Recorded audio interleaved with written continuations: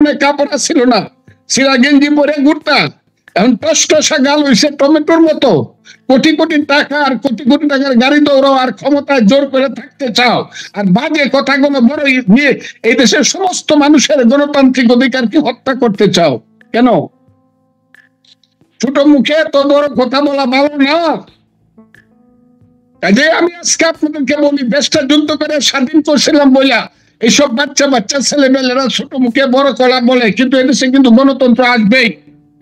আমি মরে যেতে পারি, আমাকে গুলি করে মারতে পারে, কিন্তু গণতন্ত্র কিন্তু দেশে আসবেই। এবং এদের কারো জামানত বাঁচবে না। রিয়েল ইলেকশন হইলে পরে আমি চ্যালেঞ্জ করে দিলাম, বাংলাদেশ একটা সাংঘাতিক এমন একজনের একটা জিনিস একদল লোকের হাতে পড়ছে, যারা এদের কথা বলার ভাষাটা হলো মিথ্যা কথা বলা।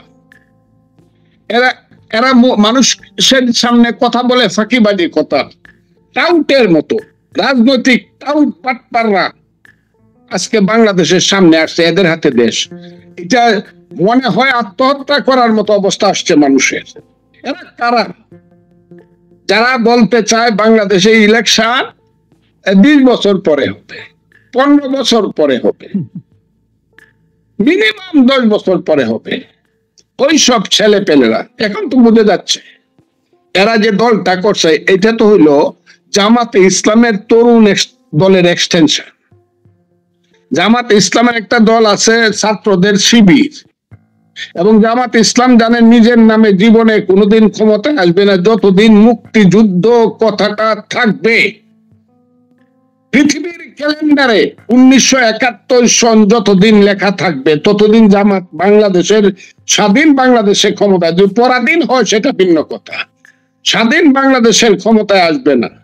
কাজেই তারা বিভিন্ন ক্যামোফ্লেজ করে রং বেরঙের দল সাজাচ্ছে, এবং তাদেরই একটা তরুণ দলের নাম হলো যে এই যে নাগরিক পার্টি, না জাতীয় নাগরিক পার্টি। এটা হলো তাদের তরুণ দল, এটা হলো তাদের ফেস। এই ফেসের মাধ্যমে এখন বাংলাদেশের সমস্ত কথাবার্তা বলাবে এবং বাংলাদেশের স্বাধীনতা সার্বভৌমত্বের সর্বনাশ করবে। এই কথাটা আমি বলে দিলাম, কারণ এরা যে ধরনের কথা ওই ফুল দিতে গিয়া বলে, এরা ফুল দিতে গেল কেন?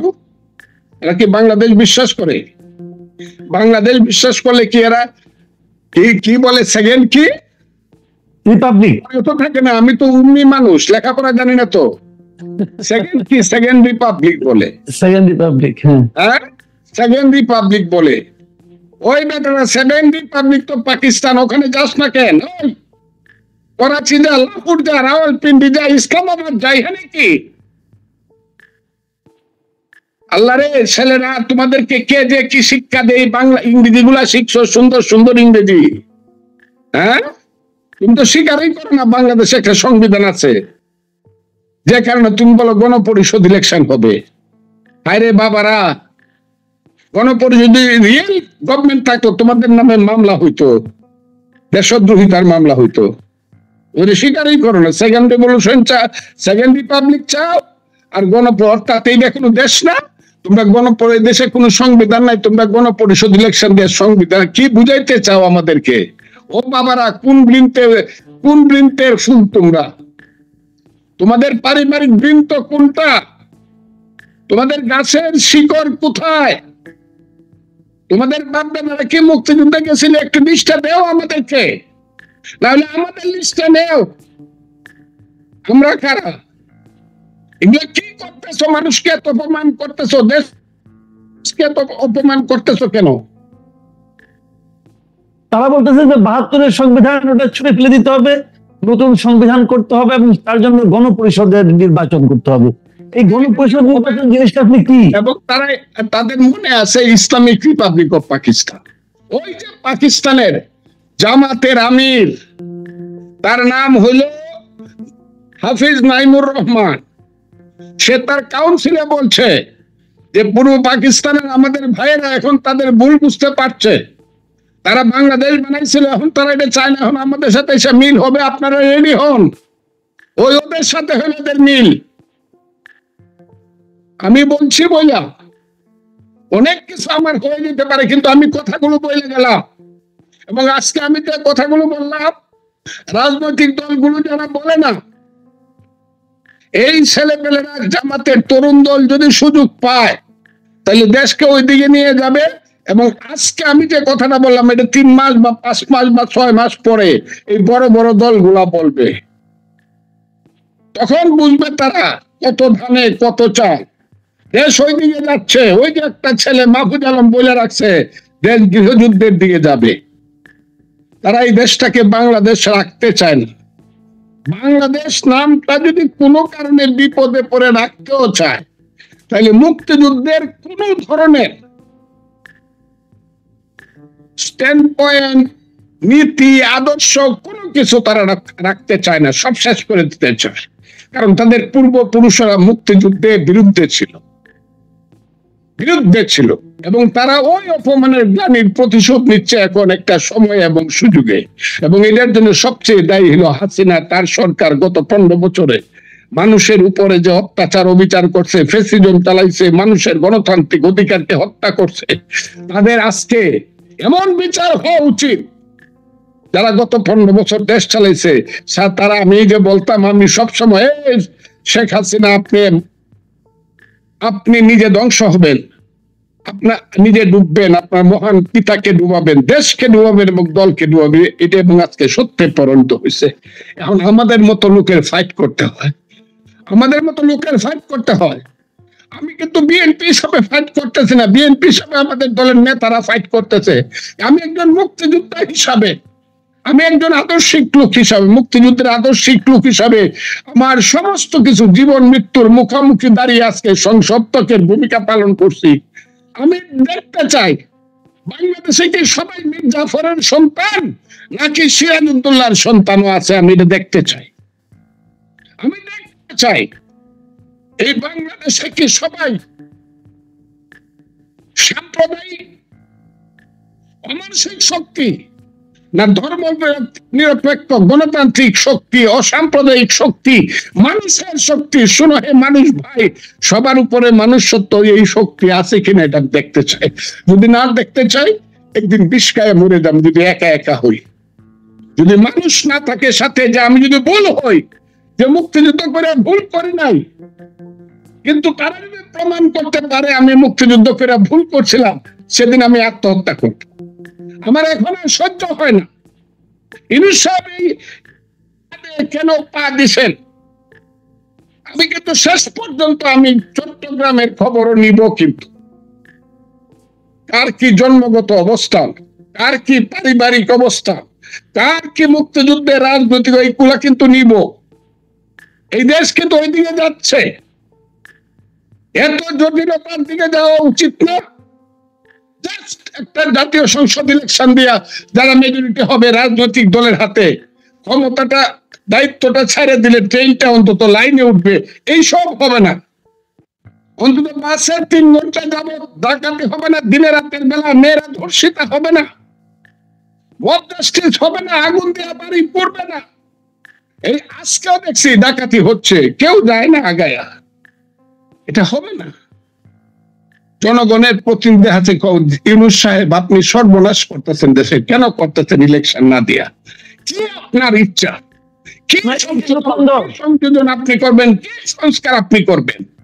আচ্ছা, এই আমি আপনাকে শেষ প্রশ্নটা করছি। এই যে নতুন দলের একজন নেতা জনাব সার্জিস আলম, উনি আজকে একটা কথা বলেছেন যে শেখ হাসিনাকে নাকি ফাঁসির দড়িতে ঝোলানোর আগ পর্যন্ত এই দেশে নির্বাচন হবে না।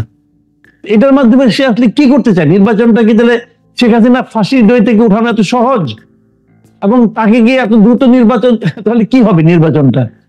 আপনি নির্বাচনের কথা বলছেন, তারা তো নির্বাচনকে দূরে সরিয়ে দিচ্ছে। তাহলে আমি আপনাকে বলি, একটা পিতার অনেক বড়, একটা মানুষের অনেক সন্তান থাকে, সুসন্তান থাকে, কুসন্তান থাকে, আর একটু ইজ্জত করে কইলে বলা যায় বেত্তমিস থাকে, বেয়াদব থাকে। আমরা একটা বিপদে পড়ছি বাংলাদেশে। এই বিপদটার মাঝে আজকে পড়ছি, বেয়াদবদের বিপদটার মাঝে। ও কি জানে? ওর বাপে জানে। ওর বাড়ি থেকে 500 থেকে 350 কিলোমিটার, বাপে ওর বাড়ি তো পঞ্চগড়ে। কয়দিন লাগে একটা মানুষকে ফাঁসিতে ঝুলাইতে? ও কেন গিয়া ওই যে আইসিটি জিজ্ঞাসা করে না ওই যে তাজুল ইসলাম যে আছে প্রসিকিউটর, তাকে জিজ্ঞাসা করে না যে একটা ফাঁসি যদি ফাইনাল করতে হয় আপনার কত বছর সময় লাগবে? মিনিমাম 15 বছর সময় লাগবে। এটা বাবর সাহেবের ইতিহাসটা দেখেন, তাইলেই বুঝবেন। সালাম সাহেবের, টাঙ্গাইলের সালাম সাহেবের ইতিহাসটা দেখবেন, ফাঁসির অর্ডার হয়েছে 11 সনে, কিন্তু 24 সন পর্যন্ত ফাঁসিতে ঝুলানো যায় নাই, কারণ এটা এপিল আছে। এপিল অনেক দেরি হয় একটা মানুষকে।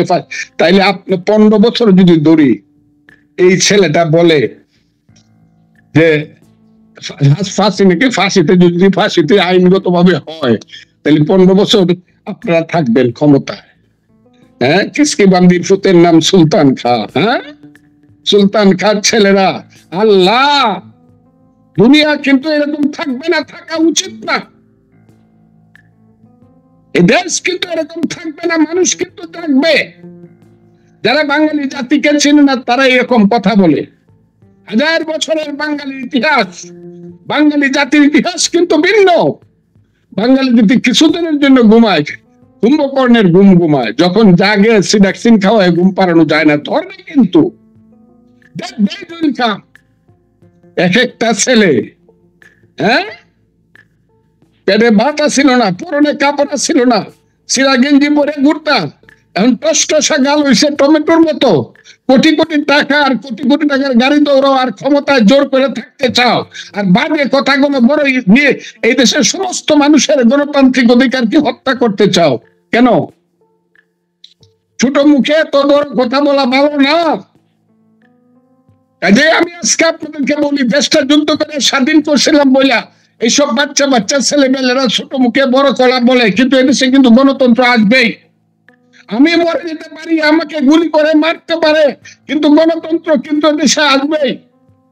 এবং এদের কারো জামানত বাঁচবে না। রিয়েল ইলেকশন হইলে পরে আমি চ্যালেঞ্জ করে দিলাম, বিএনপি অফিস থেকে জাস্ট খালি ধানের শীষ মার্কাটা দিয়ে থাকবো, একজন পিয়নকে দিয়ে দিব পঞ্চগড়ে, জামানত বাঁচবে না কারো। কাজে এত বড় কথা বলা ভালো নয়। এই দেশটাকে তারা শেষ করে দিচ্ছে, এই দেশটাকে গৃহযুদ্ধের দিকে নিচ্ছে। কাজে আমি আপনাকে বলবো, আপনার মাধ্যমে আমি বাঙালি জাতিকে, বাংলাদেশের মানুষকে আমি বলতে চাই, ইউনূস সাহেবকে আমি অনুরোধ করতে চাই, জনাব অধ্যাপক মোহাম্মদ ইউনূস, 7 মাস আগে যখন আপনাকে দায়িত্ব দেওয়া হয়, এই দেশের মানুষ রাতের বেলায় 8 তারিখে ঘুমায় নেয় আনন্দে। এই 7 মাসে আপনি দেশটাকে অন্ধকার করছেন। আল্লাহর দোয়াই লাগে, সমস্ত রাজনৈতিক দলকে ডাকেন, সমস্ত রাজনৈতিক দলকে ডাকেন, ডাইকে জিজ্ঞাসা করেন কতটুকু আপনারা এই দেশে সংস্কার চান, at least in case of fair election. অন্য কিছু করতে যায়েন না, পারবেন না, সবটা ঐক্যবদ্ধ ভাবে করে তারপরে দ্রুত ইলেকশন দেন, দেশ যদি বাঁচাতে চান। নাহলে দেশ ধ্বংস হওয়ার সমস্ত দায়িত্ব ইউনূস সাহেবের কাঁধে।